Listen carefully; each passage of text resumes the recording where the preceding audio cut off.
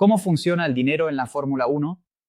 Ya hice este episodio hace mucho tiempo y hoy es el día de regrabarlo, actualizado, con más información, incluso, que obtuve investigando y explicarles cómo la Fórmula 1 gana dinero, cómo se reparte, quién se queda con qué. ¿Y cómo llegamos a este formato? Muchas cosas sucedieron para que las cosas funcionaran en un negocio que hoy es multimillonario, pero que en sus inicios comenzó de manera bastante aficionada o amateur. Así que, siéntate porque hoy te voy a contar sobre la parte empresarial y el dinero que corre en las pistas, pero que no vemos.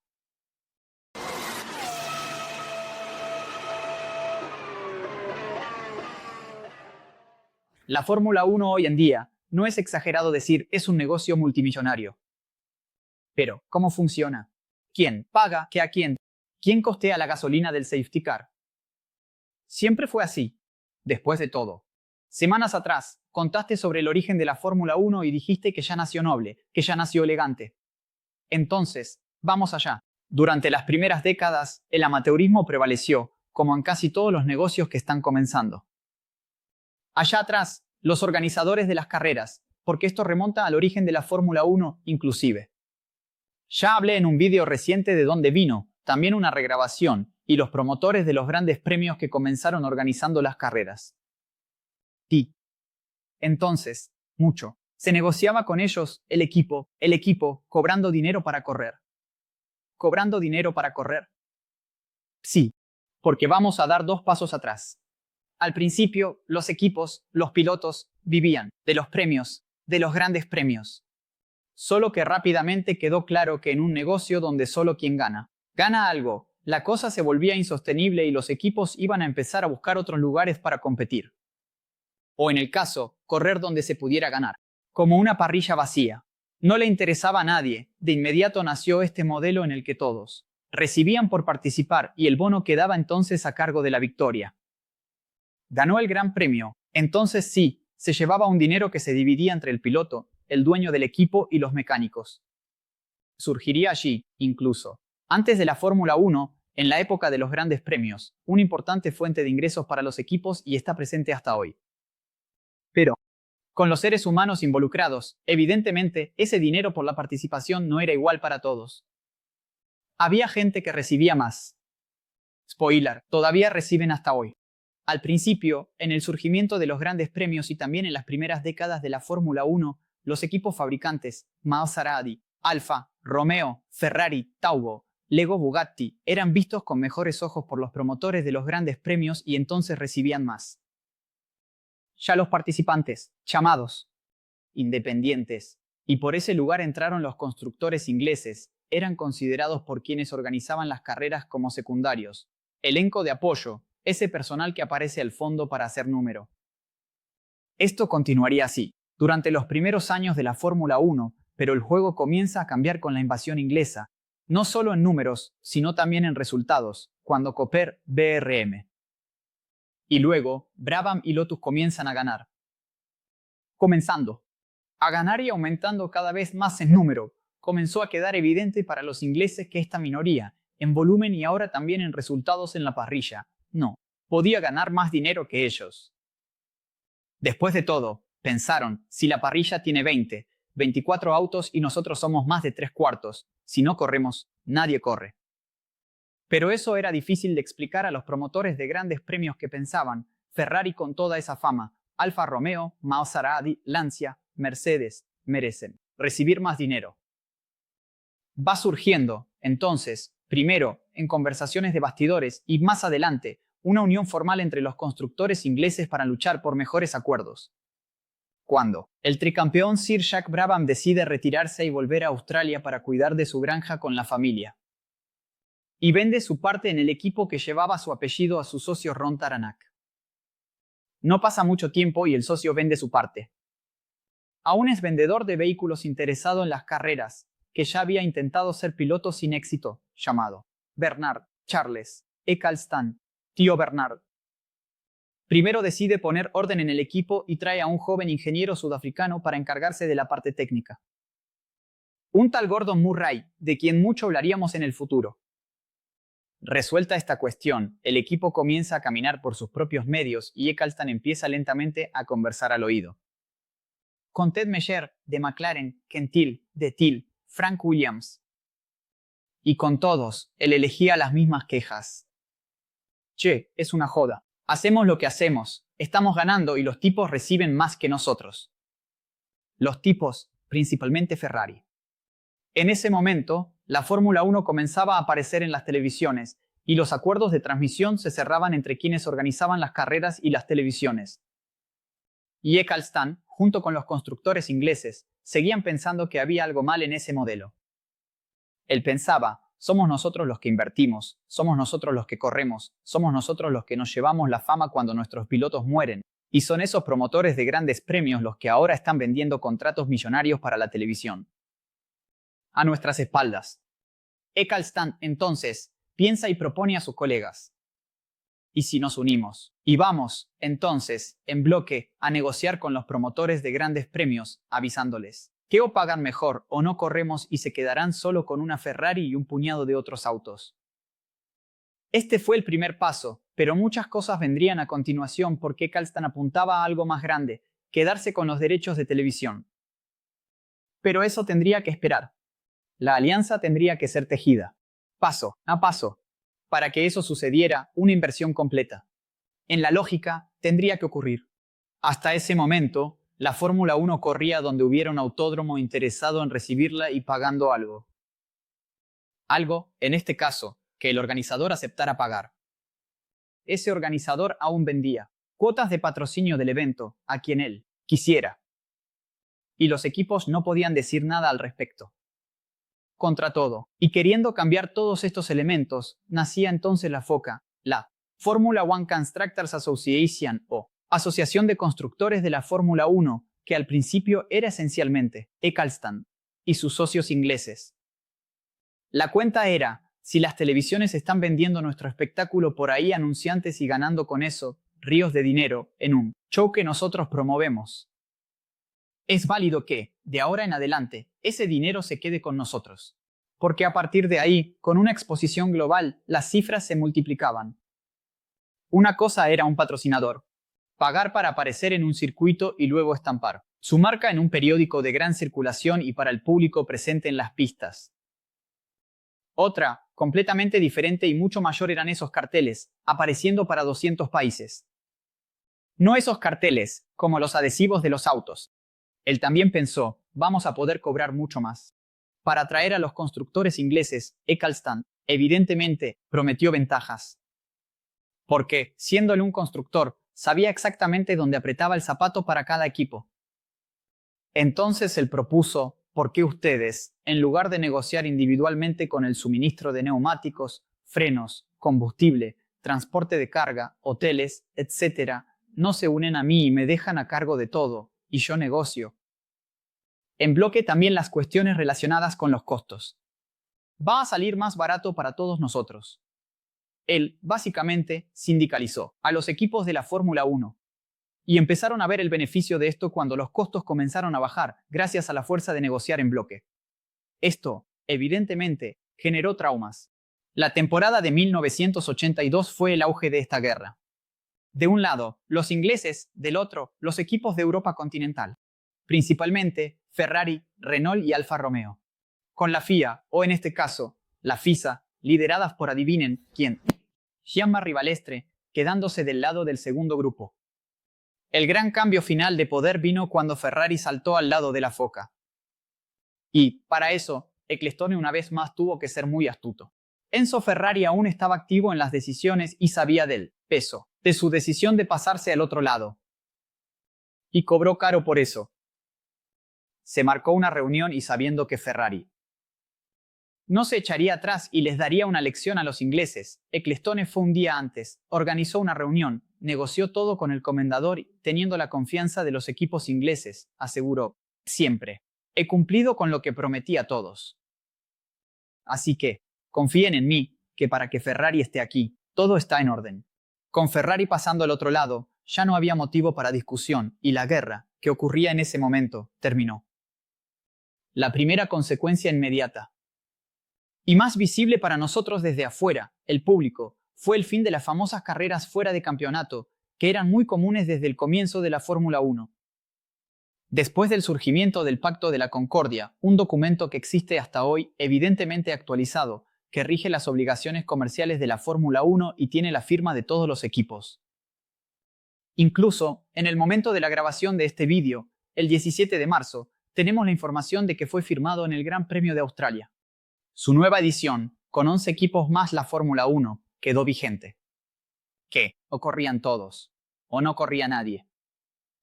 Y, por eso, las carreras extra que no contaban para el campeonato mundial se acabaron. Hasta entonces, eso sucedía y quien podía y quería iba, cobraba su caché y competía. Pero Ecclestone convenció a todos diciendo, para este espectáculo, para que valga lo que cobramos y queremos aumentar cada vez más lo que cobraremos, tenemos que generar escasez. Solo, hay Fórmula 1 en determinados lugares. No habrá un tercio o la mitad de la parrilla corriendo más barato por ahí. Vaya. La segunda consecuencia fue que, a partir de ahí, los nuevos acuerdos se harían en otras bases. No solo financieras, sino también de infraestructura. Fue en esa época que Ecclestone, Jama Rivalestre y el profesor Sid Watkins comenzaron a imponer exigencias a los circuitos, como la existencia de hospitales, suministro de vehículos y helicópteros para rescate. Hablé de la inmensa evolución de la seguridad en la Fórmula 1 y del papel del profesor Watkins en este vídeo reciente aquí. Enlace en la descripción. Vale mucho la pena verlo. Se instituyó a partir de ahí la llamada Promoter Fee, una tasa que la Fórmula 1 cobra, una especie de caché en bloque, que se divide entre los equipos. Es, hasta hoy, una fuente importante de ingresos en el conjunto. Y te voy a contar más sobre la composición de ese conjunto. A continuación, el siguiente paso, y muy importante para que la Fórmula 1 no dependiera de emisoras locales, fue la creación de su propia televisión.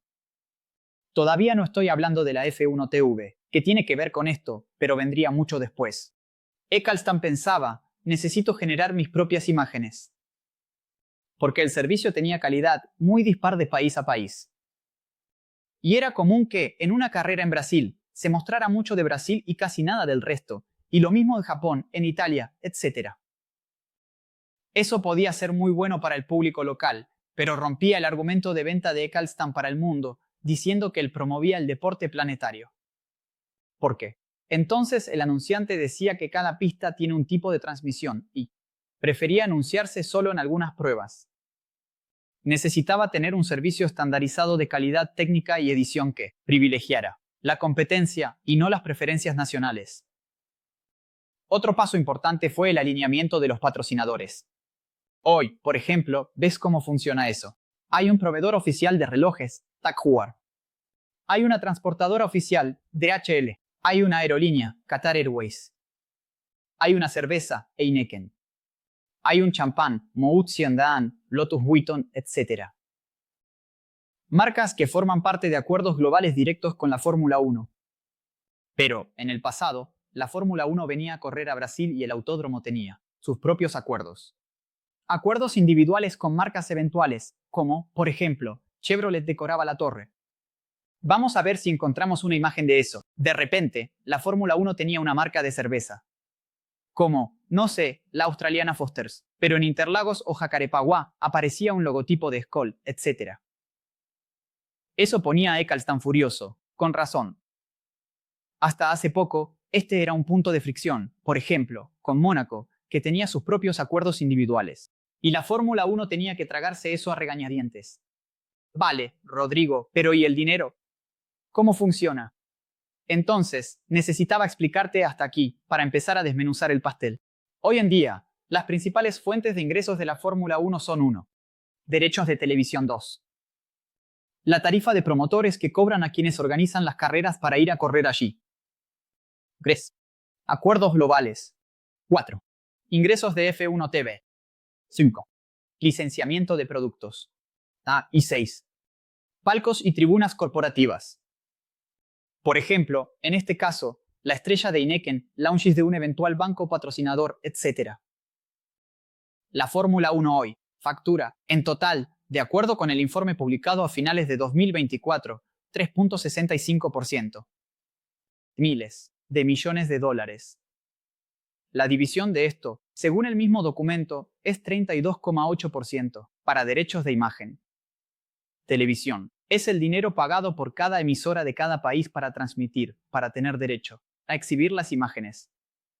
Y con eso vender ella, localmente, sus anuncios. Y luego, dependiendo de cada caso, puede o no vender cuotas de patrocinio que colisionen con las de la Fórmula 1.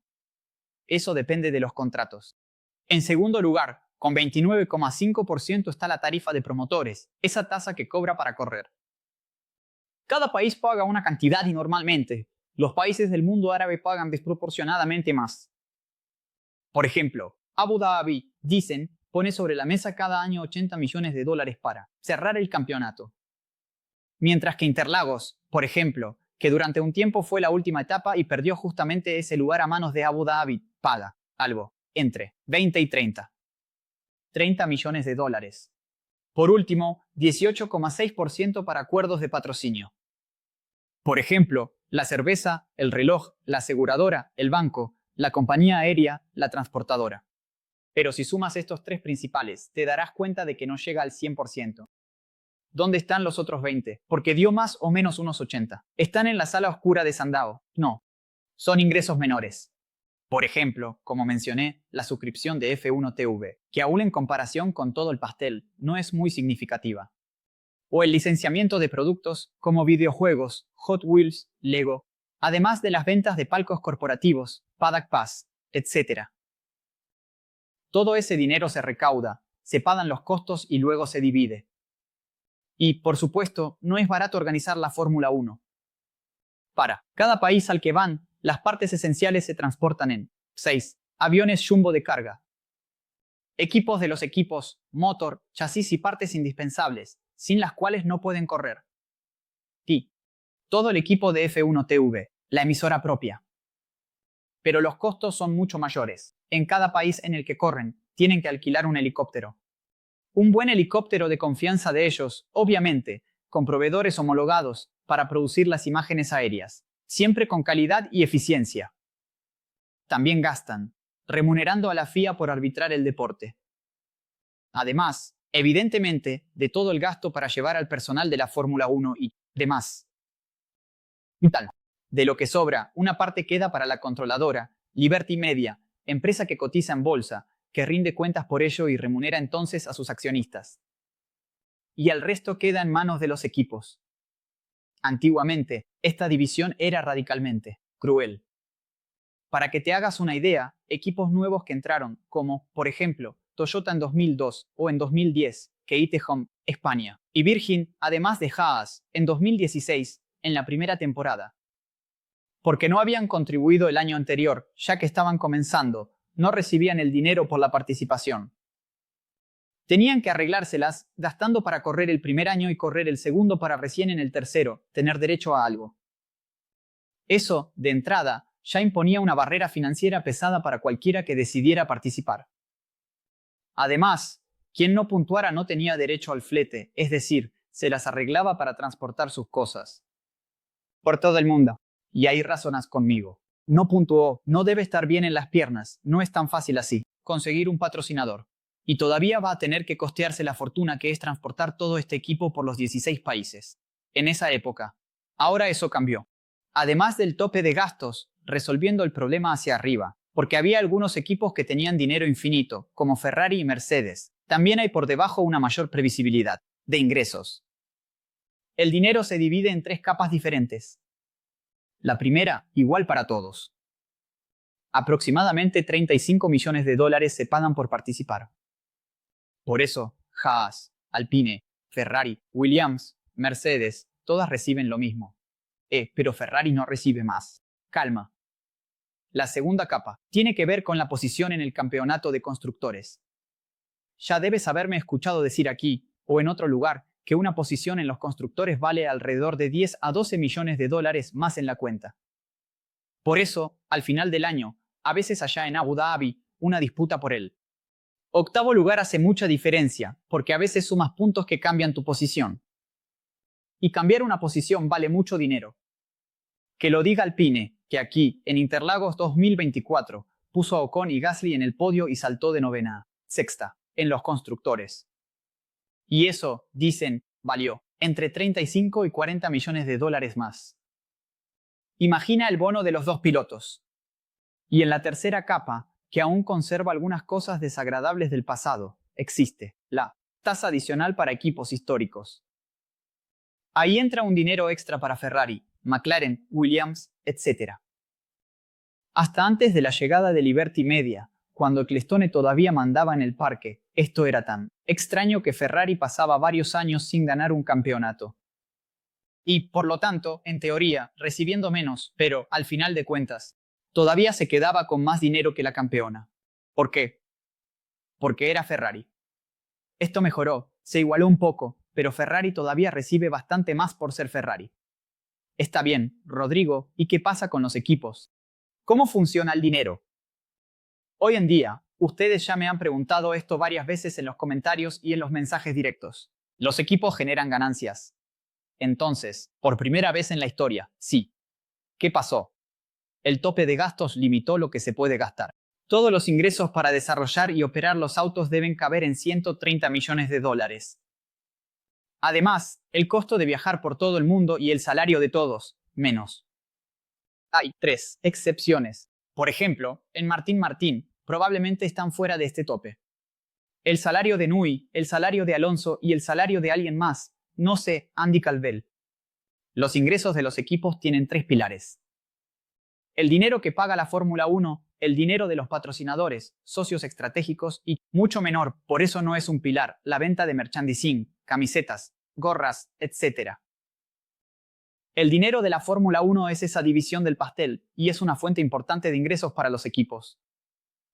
En segundo lugar, los patrocinadores, que evidentemente, cuanto mejor estés en la pista, mayor será la cantidad de adhesivos de empresas importantes que podrás pegar en tu coche. En tercer lugar, socios estratégicos que a veces no pagan, pero te ahorran gastos importantes. Alguien que te proporcione, por ejemplo, como sucedía con McLaren en los años 80, fibra de carbono gratis a cambio de pegar adhesivos en el coche, como la empresa Hércules. O, otro ejemplo, ocurrió con McLaren Honda en 2015, 2016 y 2017. Que recibía motores de los japoneses, está bien que no eran buenos, gratis, y además ponían 80 millones de euros, dicen, por año, para ayudar a cubrir los gastos. Por lo tanto, fue un mal negocio en términos de rendimiento, pero fue muy bueno para Ron Dennis y su equipo financieramente. Incluso, es interesante explicar algo aquí respecto a la disparidad que ocurría en el pasado, que terminábamos no viendo. El otro día vi en un podcast una entrevista con Atmar Safnauer, ¿te acuerdas de él? Comentando que algunos equipos tenían 10, 20 veces más dinero que otros para gastar. Y él explica, antes del límite de gastos, si un equipo gastaba 120 millones de dólares y otro gastaba 240, el de 240 no tenía el doble de dinero. Tenía 15, 20 veces más. Porque para todos los equipos cuesta más o menos lo mismo funcionar. Digamos, 100 millones de dólares por año. Entonces, para un equipo, había 20 para desarrollar el auto. Y para el otro, que tenía 240 menos 100, le quedaban 140. O sea, uno tenía 20, el otro 140, 7 veces más. Ese era el múltiplo. Y ahí él dice, por eso era difícil competir. Y él fue jefe durante mucho tiempo en Force, India, contra una Ferrari, contra una Red Bull, contra una Mercedes. Porque ellos no tenían el doble de dinero. Ellos tenían muchas veces más. Hasta la llegada del tope de gastos, era común que entre los 10 equipos de la parrilla, siempre, 2 o 3 estuvieran, con la soga al cuello, cerca de cerrar y, por eso, teniendo que recurrir a pilotos de pago. Hoy en día, ninguno de los equipos de Fórmula 1 está al borde de la quiebra. Y con el establecimiento de este sistema de liga, parecido con la NFL, NBA, etc., con todos recibiendo más o menos igual y la necesidad de una aprobación para la entrada de un equipo pequeño, el valor de todo subió.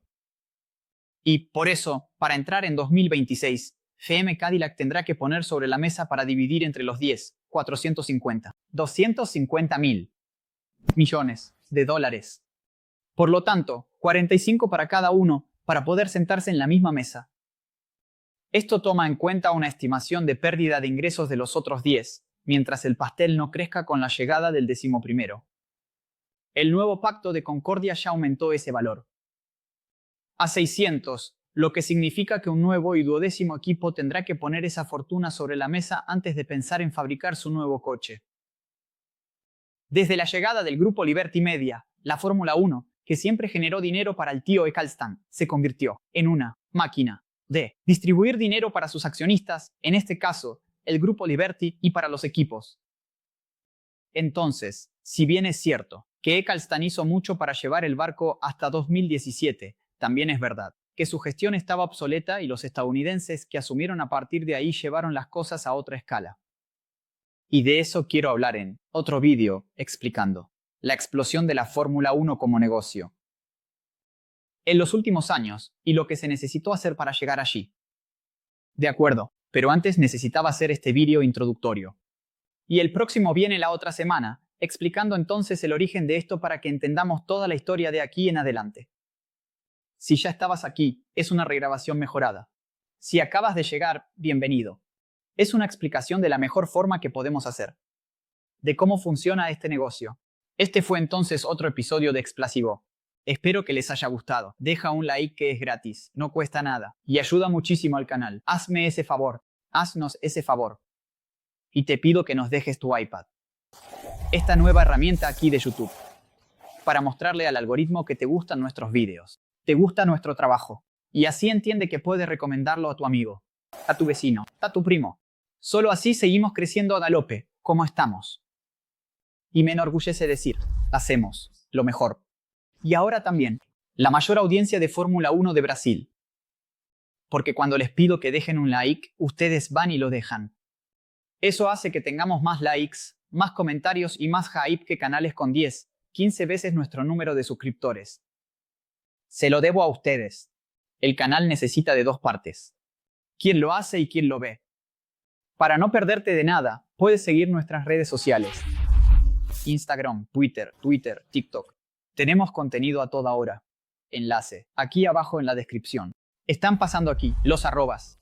También tenemos canales de notificación en Telegram, en WhatsApp y recientemente creamos uno en Instagram. Y por allí, también recibes mensajes en tu celular. Así que publico cada uno de los contenidos. Y no jugamos con el servicio aquí, cuando hablamos de contenidos. Fueron 880 nuevas publicaciones en YouTube y unas 200 por mes, cada mes, en Instagram. De acuerdo. Entonces, eso es todo. Gracias. Gracias por la audiencia. Un abrazo.